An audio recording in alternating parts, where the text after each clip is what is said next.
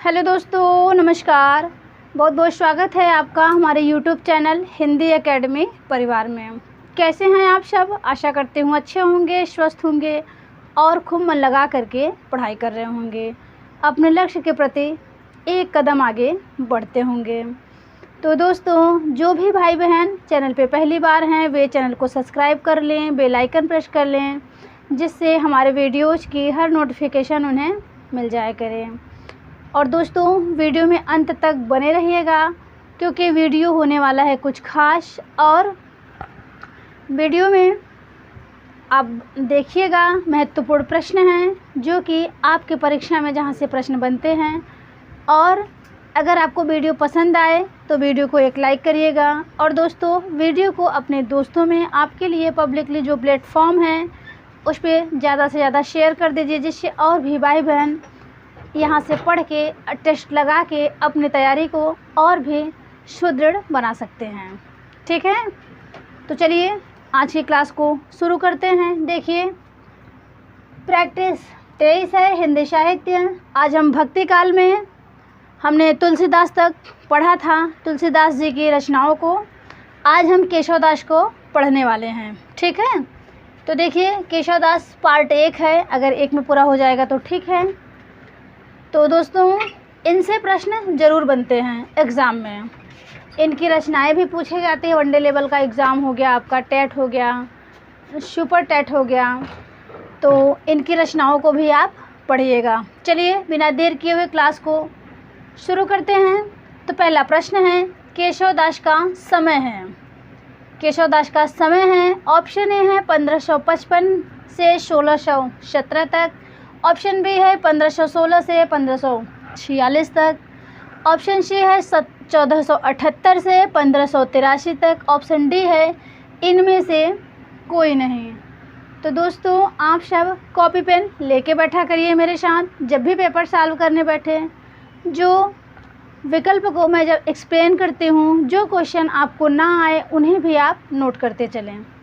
ठीक है, इससे आपकी तैयारी और अच्छी होगी। चलिए, आप सब अपने अपने आंसर गेस करिए।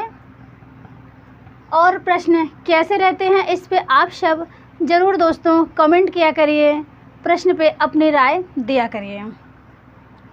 तो देखिए, यहाँ पे केशवदास जी का समय है ऑप्शन ए। जिन्होंने ऑप्शन ए चुना होगा वे राइट हैं। 1555 से 1617 तक ये केशवदास का समय है। ऑप्शन बी की बात करूं तो ये है आपका 1516 से 1546 तक, ये मीराबाई का समय है। और ऑप्शन सी की बात करूं तो ये जो है सूरदास का समय है।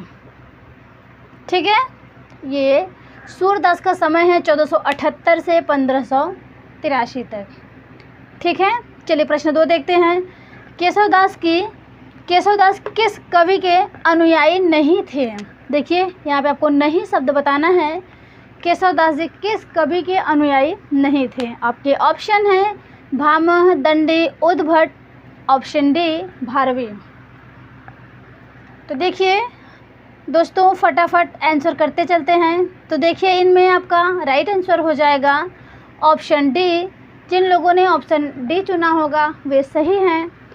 केशवदास जी भारवी के अनुयायी नहीं थे, जबकि भामह, दंडी और उद्भट के अनुयायी थे। प्रश्न 3 देखते हैं। केशव को कोर्ट का कवि किसने कहा? केशवदास को कोर्ट का कवि किसने कहा है? ऑप्शन ए है गुमान कवि हैं, ऑप्शन बी है doctor Vijaypal Singh, option C है नाभादास, ऑप्शन डी है रामस्वरूप चतुर्वेदी। चलिए आप सब आंसर करिए। तो यहाँ पे आपका राइट आंसर हो जाएगा option number B. Doctor Vijaypal Singh ने केशवदास को कोर्ट का कवि कहा है। ये प्रश्न पूछा जाता है, इन्हें आप ध्यान रखिएगा। गुमान कवि की बात करूं तो कहा जाता है कि इन्होंने रामचंद्रिका के, जब केशवदास जी ने रामचंद्रिका लिखा तो उसी की प्रतिस्पर्धा में गुमान कवि ने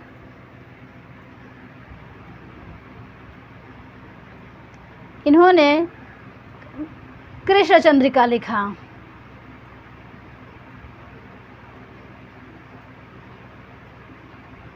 ठीक है।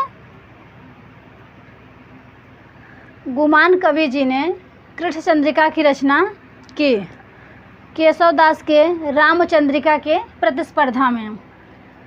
और देखिए, और डॉक्टर विजयपाल सिंह ने केशवदास को कोर्ट का कवि कहा। नाभादास की बात करूं तो इन्होंने केशवदास को उडगन केशवदास कहा। उडगन केशवदास कहा। नाभादास जी ने केशवदास को उडगन केशवदास कहा। और राम स्वरूप चतुर्वेदी की बात करें, इन्होंने रामचंद्रिका को छंदों का अजायब घर कहा। इन्होंने रामचंद्रिका को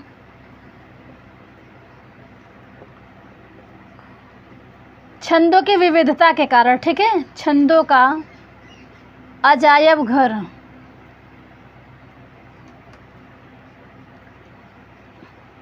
कहा। रामचंद्रिका को राम स्वरूप चतुर्वेदी जी ने छंदों का अजायब घर कहा। ठीक है। चलिए प्रश्न 4 देखते हैं। केशवदास को होगा, यहाँ पे क्षमा कीजिएगा, हमने के लिखा है। केशवदास को हिंदी में रीति काव्य का प्रवर्तक किसने नहीं माना है, यहाँ पे बताना है। तो केशवदास को रीति काव्य का प्रवर्तक किस आलोचक ने नहीं माना है। तो आपके ऑप्शन हैं Acharya Vishwanath Prasad Mishra, doctor Nagendra, Ganapati Chandragupta. Option D है आचार्य रामचंद्र शुक्ल।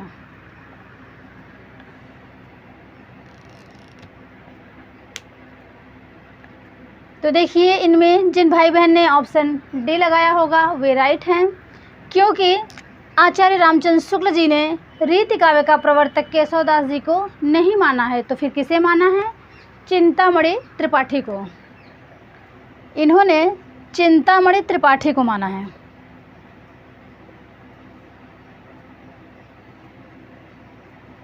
ठीक है।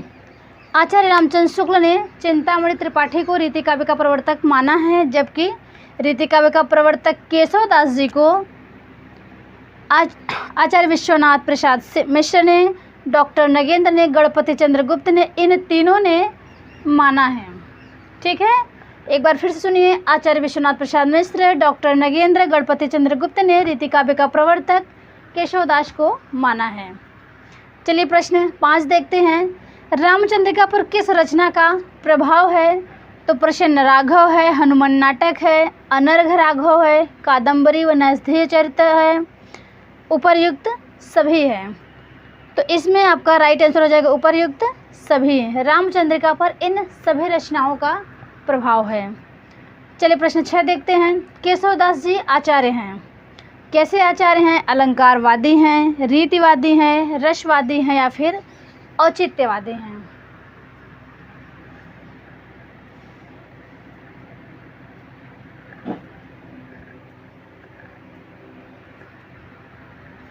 तो देखिए, केशवदास जी आपके अलंकारवादी आचार्य हैं।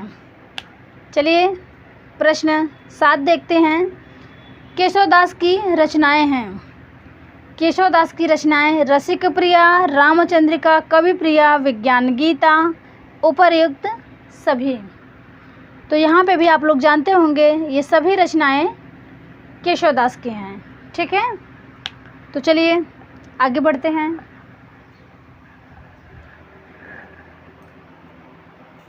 चलिए प्रश्न नंबर 8 देखते हैं।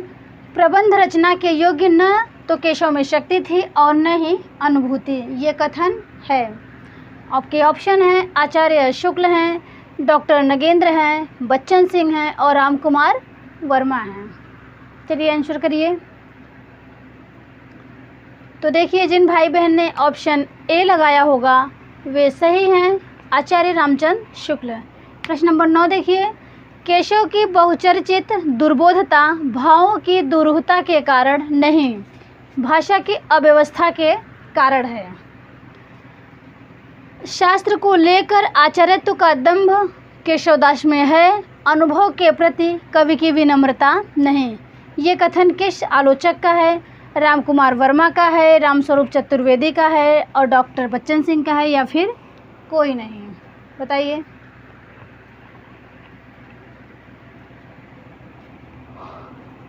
तो देखिए यहाँ पे आपका राइट आंसर हो जाएगा ऑप्शन बी, रामस्वरूप चतुर्वेदी का कथन है और ये इम्पॉर्टेंट है, इन्हें आप लोग ध्यान रखिएगा।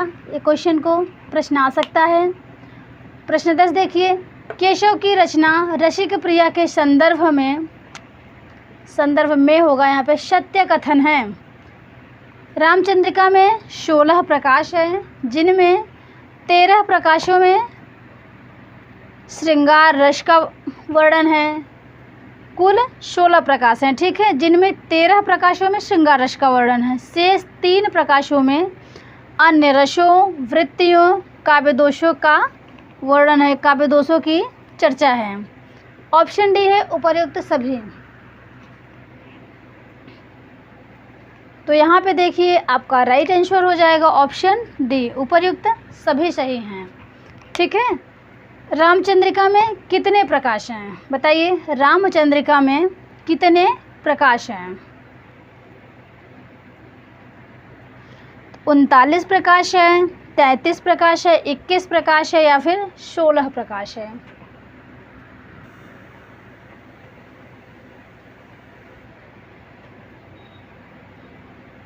तो देखिए यहाँ पे हो जाएगा रामचंद्रिका में कुल 39 प्रकाश हैं, ठीक है। रामचंद्रिका में 39 प्रकाश। 33 प्रकाश की बात करूं तो 33 प्रकाश है आपका वीर सिंह देवचरित में, वीर सिंह देवचरित। और 21 प्रकाश की बात करूं, विज्ञान गीता है। इक्कीस प्रकाश विज्ञान गीता है। 16 प्रकाश की बात करूं किस रचना में है तो रसिक प्रिया में है,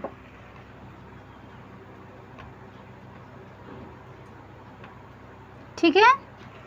16 प्रकाश रसिक प्रिया में है। तो देखिए ये प्रश्न कैसे हैं, इन पे आप सब अपनी राय ज़रूर दीजिएगा। चलिए आगे बढ़ते हैं। इनकी 2-3 पंक्तियाँ महत्वपूर्ण हैं, उन्हें भी देख लेते हैं।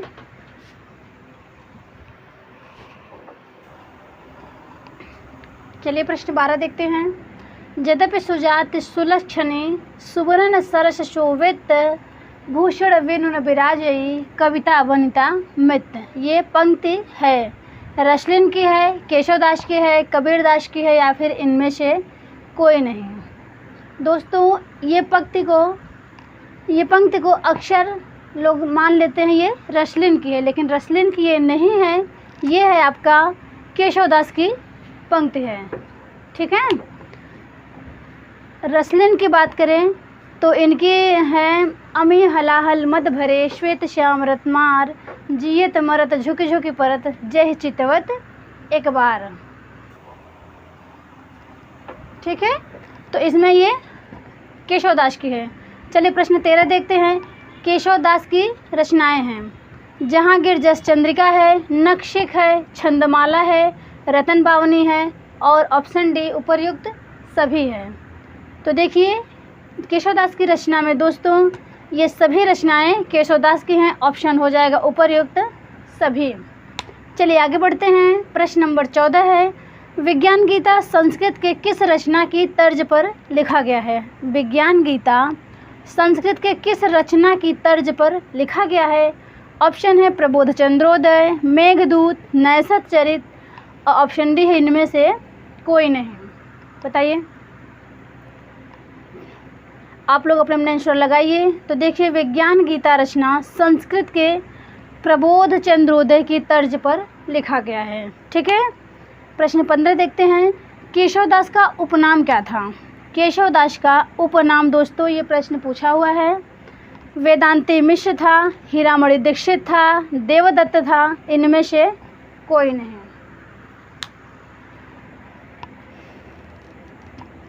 तो ये एक क्वेश्चन और बता दें, इम्पोर्टेंट है। केशवदास जी किस संप्रदाय में दीक्षित थे? तो भी आप लोग जान लीजिए, केशवदास जी निम्बार्क संप्रदाय में दीक्षित थे। केशवदास जी निम्बार्क संप्रदाय में दीक्षित थे। और इनके गुरु का क्या नाम था? इनका उपनाम क्या था? वेदांती मिश्र। ठीक है। हीरामणि दीक्षित की बात करूँ तो ये सेनापति के गुरु थे। हीरामणि दीक्षित ये सेनापति के गुरु थे। ठीक, सेनापति के ये गुरु थे। देवदत्त किसका नाम है? तो ये देव का नाम देवदत्त है। चलिए दोस्तों, प्रश्न 16 और ये आज के सेशन का ये अंतिम प्रश्न है। महत्वपूर्ण है, ये कथन है, ये बहुत बार पूछा गया है। केशव को कवि हृदय नहीं मिला था, उनमें वह सहृदयता, यहाँ पे सहृदयता है, सहृदयता व भावुकता नहीं थी जो एक कवि में होनी चाहिए। ऑप्शन है आचार्य शुक्ल, बच्चन सिंह, नगेंद्र, रामकुमार वर्मा। तो यहाँ पे आपका राइट आंसर हो जाएगा ऑप्शन ए। ये कथन आचार्य रामचंद्र शुक्ल का है। ठीक है। तो प्रश्न कैसे हैं, इस पे आप सब अपनी राय ज़रूर दीजिएगा दोस्तों, और हमें सपोर्ट करिएगा। वीडियो देखने के लिए आप सबका बहुत बहुत धन्यवाद। आप सब खूब मन लगा के अपनी तैयारी करिए, पढ़ाई करिए और अपना ध्यान रखिए। मिलेंगे हम नेक्स्ट वीडियो में, तब तक के लिए नमस्कार।